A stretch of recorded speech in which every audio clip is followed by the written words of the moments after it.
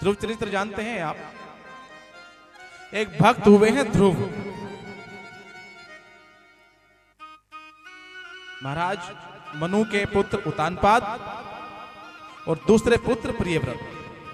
ध्यान देना, महाराज मनु के पुत्र उतानपाद और उनके पुत्र प्रियव्रत। उतानपाद को राज्य मिला और उतानपाद के दो पुत्र हुए, उनकी दो पत्नियां हुई। पहली पत्नी सुनीति और दूसरी पत्नी सुरुचि। भक्ति किस प्रकार करनी चाहिए, किस तरह करनी चाहिए, ध्रुव चरित्र हमें बताता है। ध्रुव चरित्र में अगर आप मंथन करेंगे तो पिता कैसा होना चाहिए, मां कैसी होनी चाहिए, एक भक्त कैसा होना चाहिए और एक गुरु कैसा होना चाहिए, यह शिक्षा हमें ध्रुव चरित्र से मिल जाएगी। ध्रुव की मैया का क्या नाम था बताइए? ध्रुव की मां का नाम क्या था? सुनीति। और सुरुचि के पुत्र का नाम क्या था? उत्तम। महाराज उतानपाद की दो रानियां थी, सुरुचि और सुनीति। सुनीति का अर्थ है, देखिए नाम का जीवन में बड़ा महत्व पड़ता है। भागवत में कथा आती है धुंधकारी की, और उसकी मां का नाम था धुंधली। कहते ना हमें धुंधला दिखाई देना शुरू हो गया है। नाम ही धुंधली थी, उसकी बुद्धि भी धुंधली थी, उसके कार्य भी धुंधले थे। ऐसे ही नाम का बड़ा प्रभाव पड़ता है। सुनीति अर्थात जिसकी नीति का मतलब बुद्धि, विचार, जिसके विचार अच्छे हो, नीति अच्छी हो, वही सुनीति है। उसी के घर भक्त प्रहलाद का जन्म होता है, भक्त ध्रुव का जन्म होता है। जिसकी बुद्धि अच्छी होगी, उसी मां के घर, उसी पिता के घर एक भक्त का जन्म होता है। और सुरुचि के पुत्र का नाम था उत्तम। अब सुरुचि सुंदर ज्यादा थी, तो महाराज उतानपाद का जो प्रेम था वो सुनीति के बजाय सुरुचि पर ज्यादा था। एक दिन की बात है कि ध्रुव तो बालक था, अबोध था, दौड़ता दौड़ता हुआ पिता की गोद में जाकर बैठ गया। दौड़ता हुआ पिता की गोद में जाकर बैठा। यह दृश्य सुरुचि ने देख लिया। सुरुचि को बुरा लगा और हाथ पकड़कर पिता की गोद से नीचे उतार दिया और कहने लगी कि इस गोद का अधिकारी तू नहीं है। ध्रुव रोने लगा, कहा कि मां ऐसा क्यों कहती हो, क्या ये मेरे पिता नहीं है? बोले कि नहीं, ये तेरे पिता नहीं है। अगर इनकी गोद में बैठने का अधिकार प्राप्त करना चाहता है तो मेरी गोद से, मेरी कोख से जन्म लेना पड़ेगा।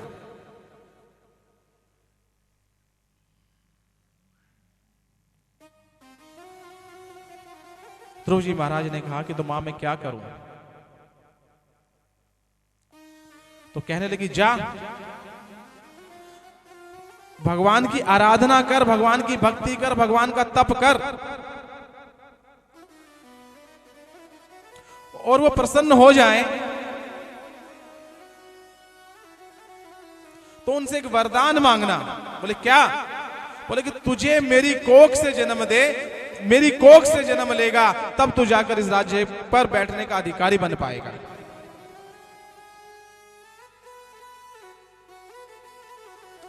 ध्रुव रोने लगे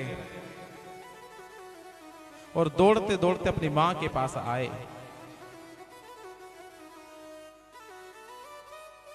अपनी सुनीति मां के पास आए। मां ने पूछा कि क्या हुआ?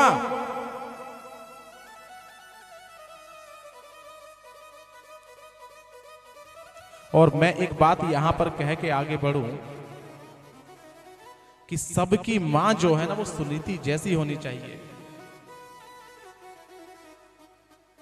अगर मां गलत कर देती तो बच्चे के अंदर वैर भाव का अंकुर फूट जाता, बीज उत्पन्न हो जाता। और हमारे बच्चों के बिगड़ने का कारण, संत कहते हैं कि मां बाप सही नहीं होंगे तो बच्चे बिगड़ जाएंगे। क्योंकि मां बाप के जो लक्षण है वो बच्चों में जरूर आते हैं।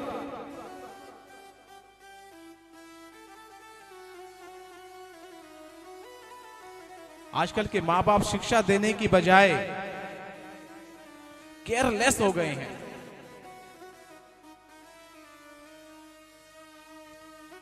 अपने बच्चों की केयर करिए। मां अपना पीछा छुड़ाने के लिए बच्चों को, छोटे बच्चों को फोन दे देती है कि जाओ थोड़ी देर फोन चलाओ, मेरा पीछा छोड़ो, मैं अपने काम में व्यस्त हूं।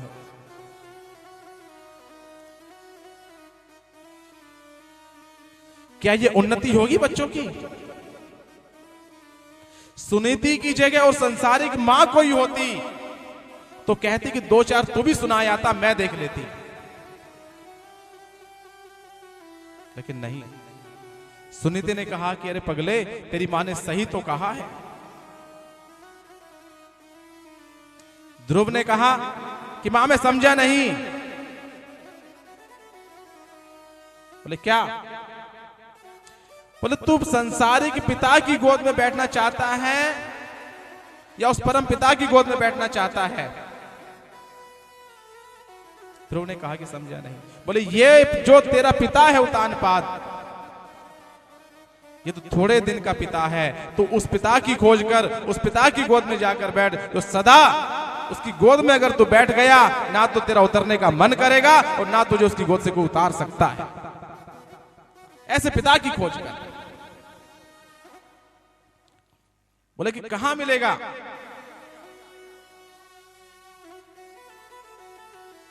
ध्रुव रोने लगे। सुनीति ने कहा कि तप करना पड़ेगा, जाओ जंगल में तप करो। लेकिन एक बात कहूं ध्रुव, तप पर जाने से पहले अपनी मां सुरुचि का आशीर्वाद लेकर आना। ध्रुव जी कहने लगे मां उसने तो अपमान किया है, आपका भी और मेरा भी। बोले कि नहीं रे पगले, जो आज तो भगवान की खोज में निकल रहा है उसी की डांट के कारण ही निकल रहा है। जा और प्रणाम करके आ।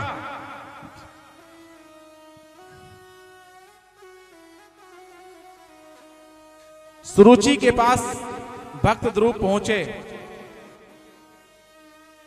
और मां को प्रणाम किया। सुरुचि कहने लगी कि कहां जा रहा है बेटा, कहां जा रहा है पुत्र?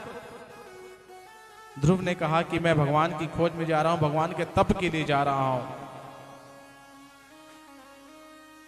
सुरुचि को मन में लगा कि नादान बालक है, वैसे ही बोल रहा होगा। और मन में सोचा कि अगर चला भी गया तो जंगल में जंगली जानवर खा जाएंगे और मेरे बेटे का राज्य निष्कंटक हो जाएगा, कोई आगे चलकर इसमें बाधा डालने वाला नहीं रहेगा। सुरुचि ने कहा कि जाओ, मेरा आशीर्वाद तेरे साथ है।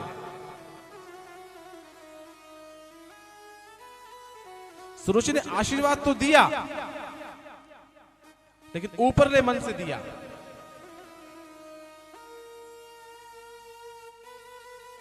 आज सुरुचि जाने अनजाने, ना चाहते हुए ध्रुव की पहली गुरु बन गई। जरूरी नहीं है कि जो हमें सद्मार्ग पर लगाए वही गुरु है जो हमारा हितैषी हो। अगर हमारा दुश्मन भी अगर सही बात कहकर हमें सद्मार्ग पर लगाता है, भगवान के मार्ग पर लगाता है, वो भी हमारा हितैषी है, वो भी गुरु के समान है। सुरुचि आज जाने अनजाने में ध्रुव की मां बन गई। मां तो थी, गुरु बन गई और उसकी आज्ञा लेकर, पिता से आज्ञा लेकर चल पड़े। फिर सुनीति के पास आए, बोले मां मैं जा रहा हूं। और मां जाने लगी, मां ने आशीर्वाद दिया और ध्रुव जी जब निकले, यहां से ध्रुव निकले, वहां पर ब्रह्मा को चिंता हुई। ब्रह्मा जी गए भगवान विष्णु के पास। शंकर ने जी देखा एक अबोध बालक, 5 वर्ष का बालक निकला है, क्या होगा? जंगल में जा रहा है, जंगली जानवर खा जाएंगे। ब्रह्मा और शंकर, इंद्र आदि सब विष्णु के पास पहुंचे। बोले महाराज ये क्या हो रहा है, आपके भक्त के साथ अन्याय हो रहा है। बोले कि नहीं रे पगले। बोले कल्याण ही होगा। बोले कैसे?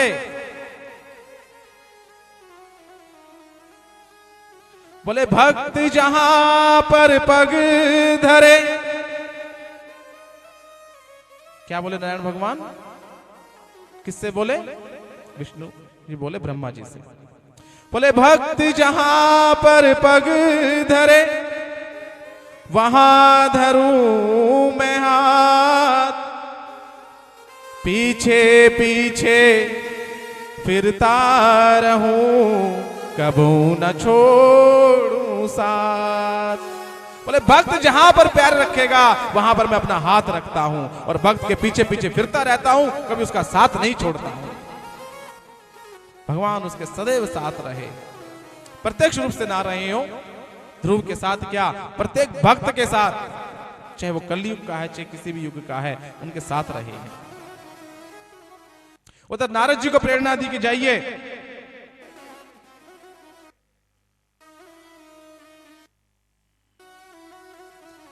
ध्रुव को उपदेश दीजिए, क्योंकि मेरी प्राप्ति जो है बिना गुरु के नहीं हो सकती। मैं मिल नहीं सकता, ध्रुव को मिलना चाहता हूं लेकिन प्राप्ति नहीं हो सकती। तो रास्ते में नारद जी ध्रुव जी से मिले और कहने लगे कि पुत्र कहां जा रहे हो?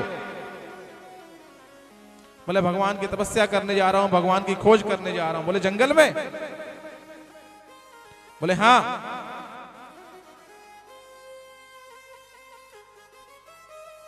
बोले जंगली जानवर का भय है कि नहीं, खा जाएंगे?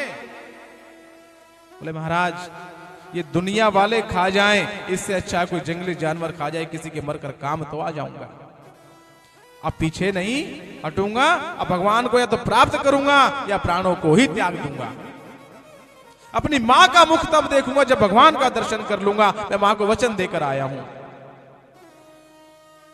इधर नारद जी ने गुरु मंत्र दिया, ओम नमो भगवते वासुदेवाय। ध्रुव जी ने इसका जब शुरू किया तब शुरू किया। इधर नारद जी उतानपाद के पास आए और यहां पर उतानपाद जी को देखा, बड़े मायूस बैठे हैं, बड़े उदास बैठे हैं।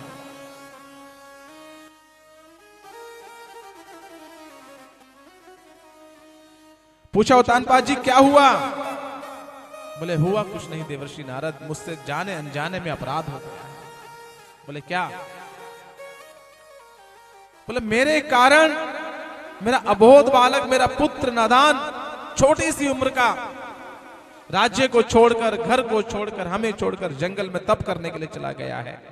उसकी चिंता मुझे खाई जा रही है। मैं सुरुचि के अधीन होकर ये अपराध कर बैठा हूं। लेकिन नारद जी ने समझाया कि कोई अपराध नहीं हुआ है, यह प्रभु की लीला है।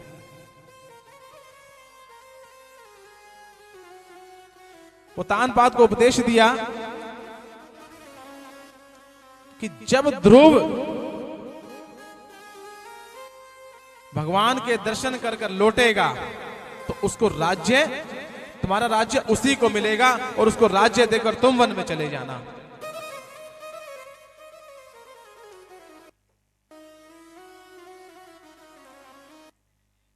और इधर ध्रुव जी ने मात्र 6 महीने में भगवान का जप कर ले, भगवान को प्राप्त कर लिया।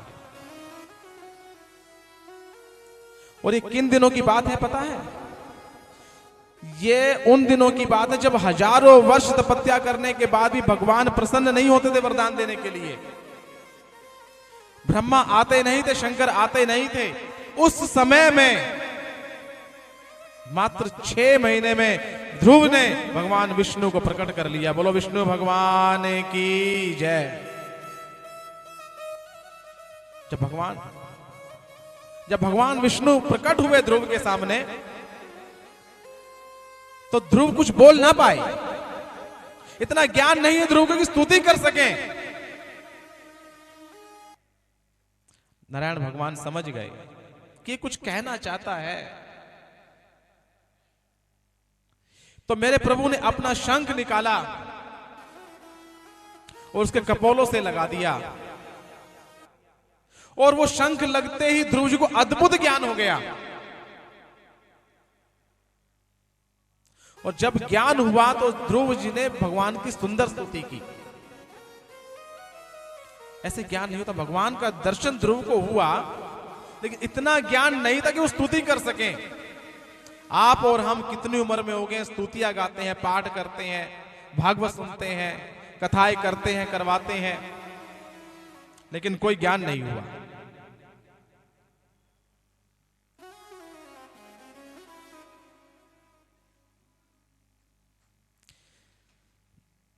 ध्रुव जी कहने लगे कि हे प्रभु, मैं आपको साक्षात दंडवत करता हूं। ध्रुव जी ने स्तुति करी। बोले मेरे पास फिर भी शब्द नहीं है, आपका किस तरह शुक्रिया अदा करूं।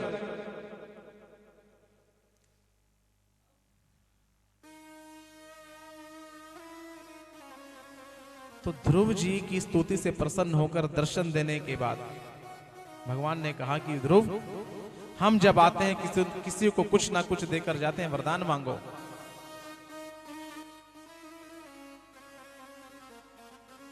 लेकिन ध्रुव की भक्ति देखिए, ध्रुव का मांगना देखिए। दुनिया वालों से मांगना पड़े तो दुनिया की वस्तु मांग लेना,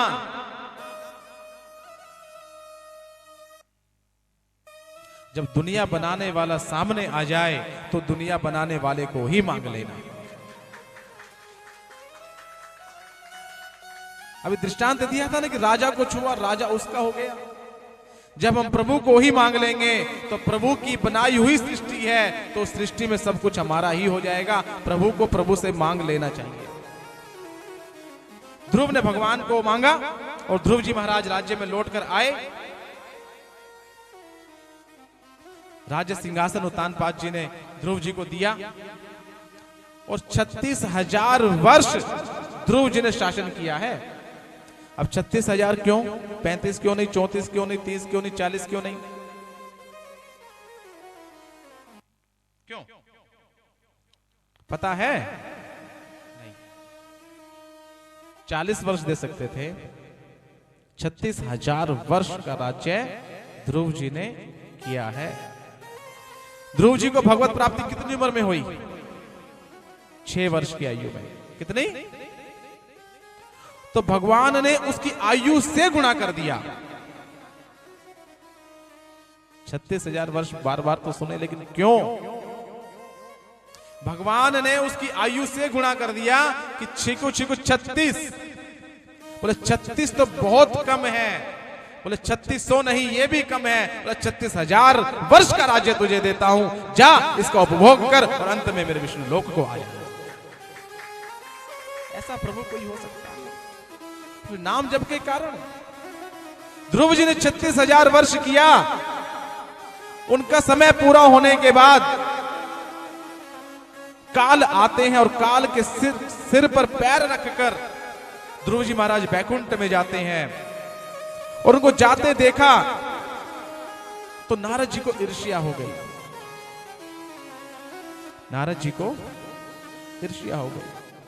नारद जी दौड़ते भगवान विष्णु के पास गए। बोले महाराज, आपका शासन ठीक नहीं है। बोले क्यों देवर्षि नारद, क्या हुआ? क्या हुआ? इतने घबराए हुए क्यों? इतने व्याकुल क्यों हो? बोले ध्रुव कहां है? बोला मेरे धाम में। बोले पहले गुरु को गति मिलनी चाहिए कि शिष्य को मिलनी चाहिए, ये बताइए। कहां का न्याय है?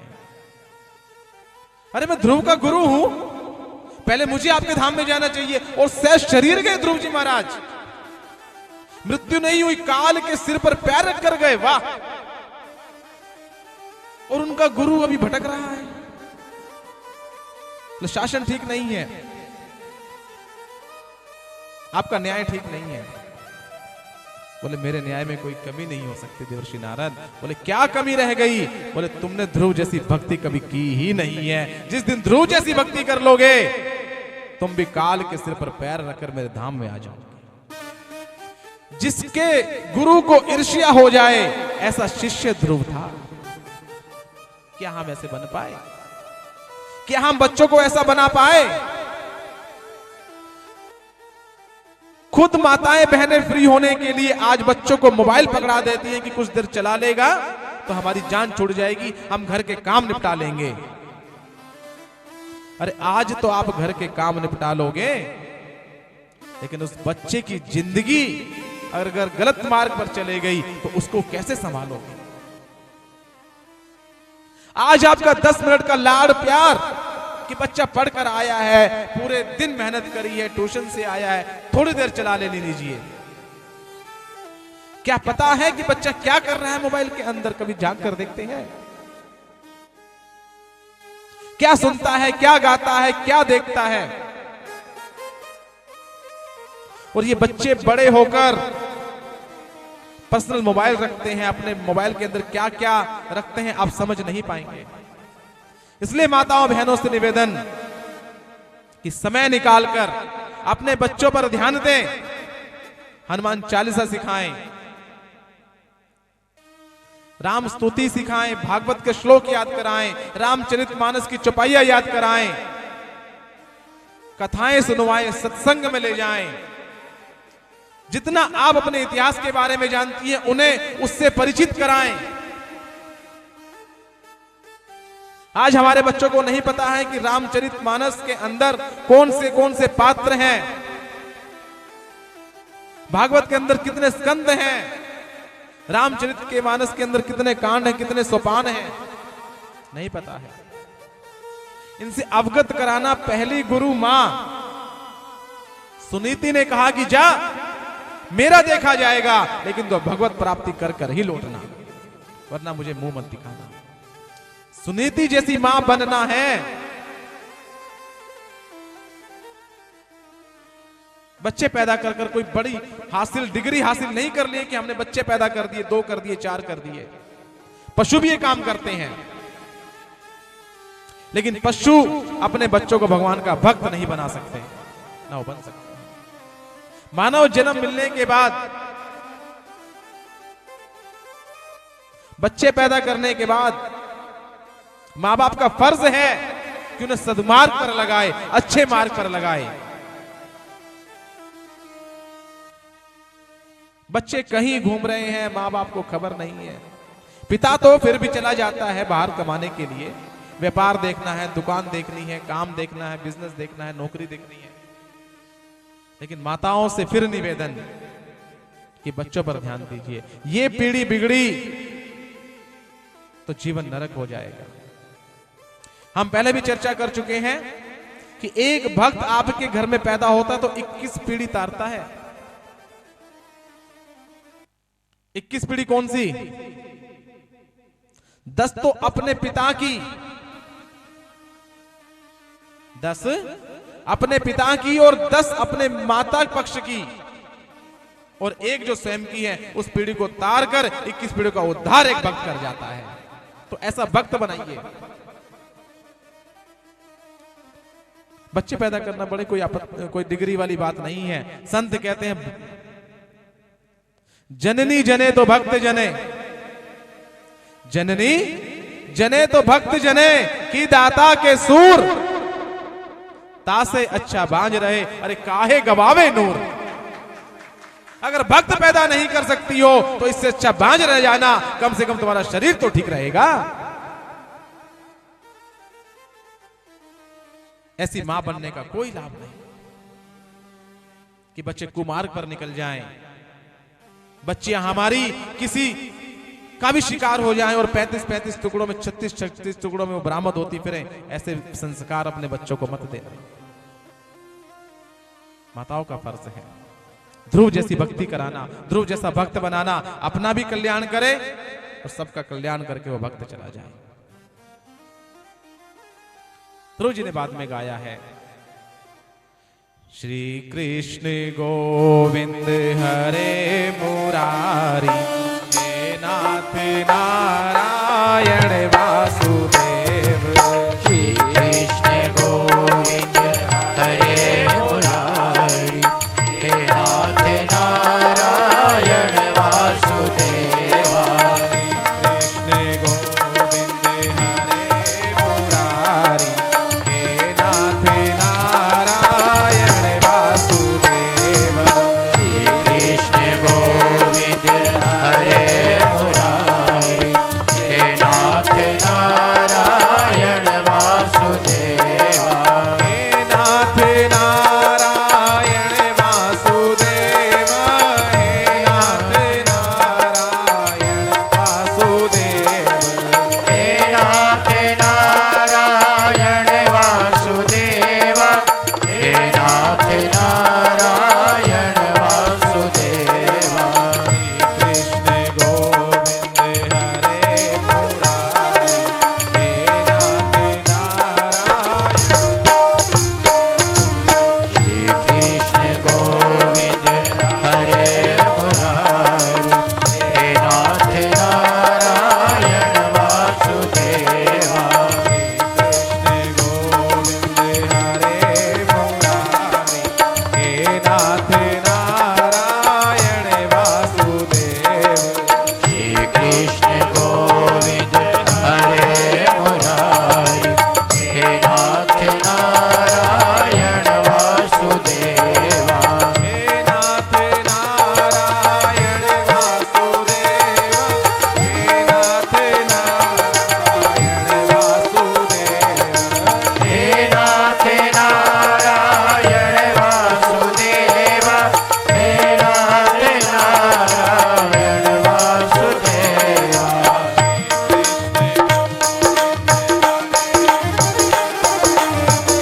नाथ नारायण वासुदेव।